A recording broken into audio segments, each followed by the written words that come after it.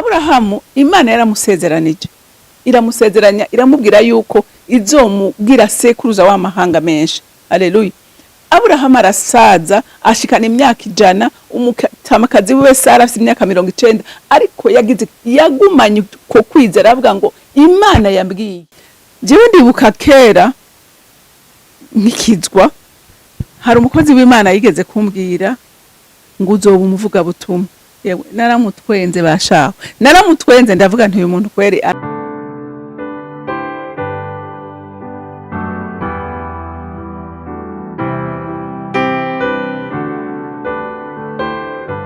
Bakunzi bahori Kanani TV, ndanezerewe kandi gusubira guhura namwe ngo tuganire ijambo ry'Imana. Ariko imbere ko dutangura kuganira, reka tubanze twishire mu biganza by'Uhoraho. Mana data rugira byose uri mu ijuru, Mana y'imbabazi n'imbaraga, ndaguhaye icubahiro n'ishimwe bikubereye kuri uyu munsi mwiza, umunsi udasa n'iyindi minsi, kuko uyu munsi ntibigeze kubaho kandi ntuzokongera kubaho kundi. Nejerejwe Mwami Imana nuko ngiye kuganira ijambo ryawe na bene data. None ndasenze ngo unyemerere mpemu yera, uzubane nanje ndongore, kugira ngo inyota abantu bafise n'inzara bafise ni wowe uyizi, kandi gikwiye kugaburirwa ni wowe ukizi.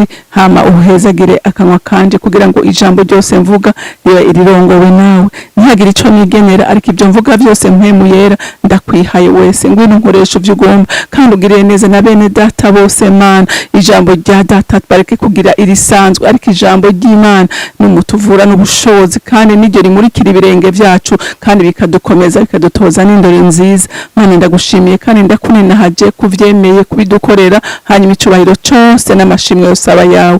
Nkaba ndabisenze ndavyizeye kuvyumvise mu izina rya Kristo Yesu, amen, amen. Uyu munsi ndashaka tuganire ukwizera icarico. Haleluya. Ukwizera niki? Kuko uyu munsi ari tuvuga ngo turizera, ugasanga umuntu wese arakubwira ndizeye, ariko waraba ugasanga vy'ukuri ukwizera ntako. Haleluya. Reka turabe ukwizera icarico, turaba bizeye uko bifashe, kugira natwe vy'ukuri tubigireko. Haleluya. Kuko nkunda kubivuga iyi Bibiliya, aba bantu bose tubona banditswe ngahaye bakoreshejwe ibikomeye nibishinga ntaye, kugira ngo natwe tubigane. Haleluya. Tubigane kuko nabo bara abantu nkatwe, ariko bashobojwe ibikomeye. Reka rero dusome mu Baheburayo igice ca 11, turasoma kuva ku murongo wa mbere dushikane ku murongo wa 3. Haravuga ngo ukwizera niko nukumenya gose ibyizigirwa, udakekeranya ngo ntibizoba, kandi ibitabonwa niko kubitumenyesha ko ari ivy'ukuri. Icatumye abakera bashingirwa intahe nuko bari bagufise. Ukwizera niko kutumenyesha yuko isi yaremwe n'ijambo ry'Imana, nico catumye ibiboneka bitaremwe biseruka. Amen. Murumvise yuko definition kwizera ngo nukumenya neza udakekeranya, nukumenya neza udakekeranya, ko ngo nukumenya gose ibyizigirwa, udakekeranya ngo ntibizoba. Haleluya. Imana niyo yaba yarakuvuze ku isezerano ukarimenya, ukamenya neza, ntukekeranye ko icyo Imana yavuze kitazoba.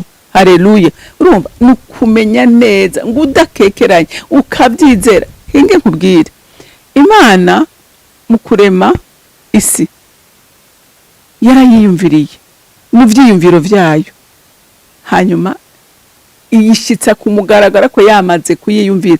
Kandi ingenda guhe n'akarorero, urabe ingene burya umuntu wese afise akantu kukwizera, mugabo ibintu vy'Imana bikatugora. Urabona umuntu arashobora guhaguruka akavuga ngo jewe ndagiye kurangura, kandi ukagenda kurangura ufise assurance ijana kujana kuzoronka abakiriya. Nuko nukwizera. Cyangwa ugasanga umuntu agomba kubaka inzu, arabanza akayishushanya, akayiyumvira mu vyiyumviro vyiwe, hanyuma akayishira kuri maquette, inzu akazoja kuyubaka, ariko yaramaze kuyiyumvira, akayibona akabona ko iyo nzu ashobora kuyubaka. Nukwizera rero niko bimeze. Niba Imana yaravuze ikintu kuri wewe, kireme muri wewe, ucizera udakekeranya kwico kintu kizoba. Haleluya. Haleluya. Ucizere, kandi kandi ucature wature wizigiye ko ivy'Imana yavuze izobishitsa. Haleluya. Ngaha ijambo ry'Imana ryavuze ngo ukwizera niko kwatumye Abeli aha ikimazi kiruta ica Kayini, niko kwamumenyesheje gushingirwa intahe kwari umugororotsi. Hamwe Imana yashingira intahe amashikanwa yiwe yuko ari meza, kandi niko kwatumye nube akivuga naho yapfuye. Abeli yarizeye aravuga ati jewe ikimazi ngomba gutanga, ndatanga ikimazi, kandi gituma Abeli ikimazi ciwe cemewe kigashimwa n'Imana nuko yatanze ikimazi c'amaraso. Haleluya. Yatanze ikimazi c'amaraso y'iki gikoko, atanga ikimazi, hanyuma Imana ibona ihishurirwa ribaye muri Abeli. Abeli yagize ihishurirwa rikomeye, yahishuriwe Kristo atarabaho. Haleluya. Yahishuriwe Kristo atarabaho, iki gikoko kiamena amaraso, hama Imana igira iki? Imana inezerererwa ikimazi ciwe. Haleluya. Yagize ihishurirwa. Rero hariho n'abandi benshi bagize ukwizera bituma Imana ibashitsa ko ivyo yabasezeranije, kandi batabibona ndetse babironka no mu gihe kitari kinakwiriye. Turavye nk'umuntu nka Aburahamu, Imana yaramusezeranije, iramusezeranya, iramubwira yuko izomugira sekuruza w'amahanga menshi. Haleluya. Aburahamu arasaza ashikana imyaka 100, umutamakazi we Sara afite imyaka 90, ariko yagumanye ko kwizera, avuga ngo Imana yambwiye itegerezwa kubishitsa. Haleluya. Nguko Imana ukwizera ishaka. Aburahamu yongera yizera Imana, Imana imuhagurutsa iwabo. Haleluya. Imuhagurutsi wabo agenda mu gihugu atazi, ariko yizera Imana, aravuga ngo Imana impagurukije ntishobora kunta mu gahinga. Ntiyarazi yaroye, ariko yizera Imana. Nguko urugezo rwo kwizera Imana dushaka. Haleluya. Kwizera utabonye. Abantu b'uyu munsi dushaka kwizera ibintu twabonye. Haleluya. Ariko iyo wizeye ibintu ubona, ntuba wizeye nukwizera ivyo utabona, kandi umutima wawe ukakwemeza yuko ivyo bitaboneka uzobibona. Haleluya. Kuko yabivuze ari iki? Yabivuze niyo kwizerwa. Rero Aburahamu turabandanya turaba ukuntu yizigiye Imana. Umwana amuronse mu zabukuru, kandi subi inyuma gatoyi. Aburahamu ingene ubona ko yizeye Imana, kera yitwa Aburahamu, Sara nawe yitwa Sarayi. Urumva, ariko barahindura amazina kubera ukwizera. Aburahamu yita Aburahamu ahinduka Aburahamu, Sarayi ahinduka Sara, sekuruza w'amahanga. Aburahamu nico birivuga. Sara nawe ni inakuruza w'amahanga. Ivyo aya mazina bayitanye atanindira akoroka. Haleluya. Kubera iki? Kubera kwizera. Rero Aburahamu yizeye ivyo atabonye, ariko yumvise ijwi ry'Imana, hanyuma yizera Imana, kandi Imana igira iki? Imukorera igitangaza. Amaze kuronka n'umwana, Imana iramumusaba. Haleluya. Imana iramumusaba, iramubwira ati mpa Isaka, kugira vy'ukuri arabe, Imana irabe ko Aburahamu acizeye Imana. Haleluya. Aramubwira ati mpuyu mwana kwikimazi. Aburahamu aramutanga. Ijambo ry'Imana ryaravuze ngo yarazi neza ko Imana yamubwiye ko ari sekuruza w'amahanga, naho Isaka yomwica yarazi ko Imana ishobora kumuzura. Murumva uko kwizera? Mana ndagusabye ndugiriza ukwizera, udugiriza ukwizera bene data bose bazokumvira ijambo, abahora bakekeranya amasezerano y'Imana, bizere ko iyabivuze niyo kwizerwa no kubikora izobikora. Haleluya. Imana yacu ntiva mu masezerano, ariko igituma amasezerano kenshi atadushikako nuko tuva mu masezerano twebwe. Imana yoyo ntiva mu masezerano. Haleluya. Aburahamu yari yaranywanye n'Imana, yari yaramenye Imana, yari yaramenye gukora kw'Imana, ngo hanyuma aragenda arafata umwana aramujana kumutanga kw'ikimazi. Ashitse ngo neza arakora igicaniro, arashira kwinkwi, umuriro, imbugita, ngo ayidugije. Haleluya. Ngo aja yumvijwe ngo Aburahamu, ngo reka umwana wawe. Haleluya. Ngo hindukira urabe intama. Amen. Aburahamu yagize ukwizera, avuga ati iyamumpaye mu busaza bitari bikinashoboka, niyo ishobora no kumuzura, kandi ntiyombwira ngo nzoba sekuruza w'amahanga kandi bivuye mu nda ya Sara, hama ngo Imana ireke kubikora.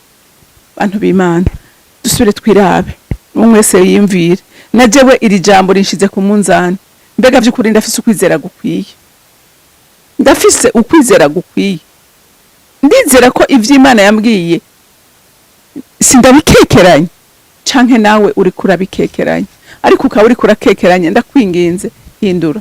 Haleluya. Iyo abivuze niyo kwizerwa no kubikora izobikora. Jewe ndibuka kera nkikizwa, hari umukozi w'Imana yigeze kumbwira ngo uzoba umuvuga butumwa. Yewe naramutwenze bashaho, naramutwenze ndavuga nti uyu muntu kweri aravangiwe, ngira nicyo ashaka ndamuha. Narumvise ndamugaye gose, ndavuga ntasha abantu babakizwa api kweri nta vyabo, ariko murabona ko Imana naho ico gihe ntari ndavyizeye, murabona ko uyu munsi ndiko ndavuga ubutumwa. Rero Imana niyo kwizerwa, Imana ntibesha, ivyo bizura bikora. Ndakwinginze uhagaraye kuko Imana yavuze, ucizere umucizigirwa umucatura, uvuga ngo Mana ndagushima ko wansezeranije ibi nibi nibi, ndagushimira. Umva ico nyene usengera, ico nyene yakubwiye watura uvuga ngo ndagushima ko bije vyihuse, ndagushima Mwami Imana kubishikije, we ntubeshe, we uri umwizigirwa, ugumuvyatura, nta kabuza bizoshika. Imana yo mwijuru rero ibampera umugisha, mugira umunsi mwiza.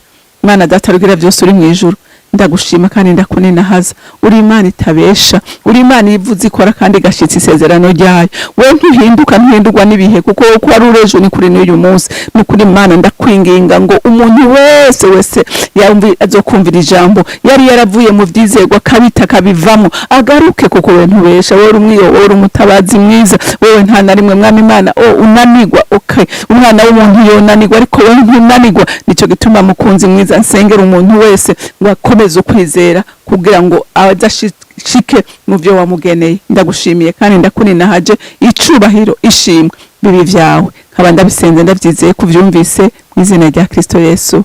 Amen, amen. Mwarahezagiwe, mugira umunsi mwiza.